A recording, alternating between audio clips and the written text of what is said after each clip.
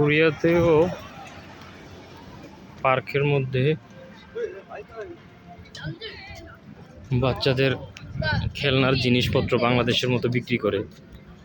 এই যে এখানে বাচ্চাদের খেলনা, এই যে এগুলা, এই যে বাচ্চাদের খাবার খাইতেছে, এই যে এগুলো বিক্রি করে। এখানে আছে বিভিন্ন 3টা জুস আছে, ফলের জুস, বিভিন্ন কালারিং জুস, দেখতে অনেক সুন্দর লাগে।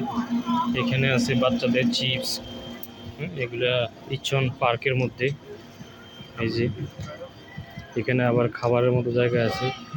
এই যে এখানে বাইরে ফ্রিজের মধ্যে যত ধরনের ড্রিঙ্কস আছে সব পাওয়া যায়। আবার এদিকে আছে কফির মেশিন, এখানে কফি নিজেই খাইতে পারবেন পয়সা থাকলে, টাকা থাকলে। এই যে এদিকে কফির জন্য কয়েন থাকলে এদিকে, আর টাকা থাকলে এদিকে। তারপরে এখান থেকে সিলেক্ট করলে যে কফিটি খাইতে চান, সুগার আছে, ব্ল্যাক কফি আছে, মিল্ক কফি আছে, এদিক দিয়ে বাইরে। আর বাংলাদেশের মতো ট্যুরিস্ট প্লেসে যে দোকানগুলা থাকে কোরিয়াতে, এগুলাতে বেশি দাম রাখে না। যে দামটা বাইরে এই দামটা ভিতরেও।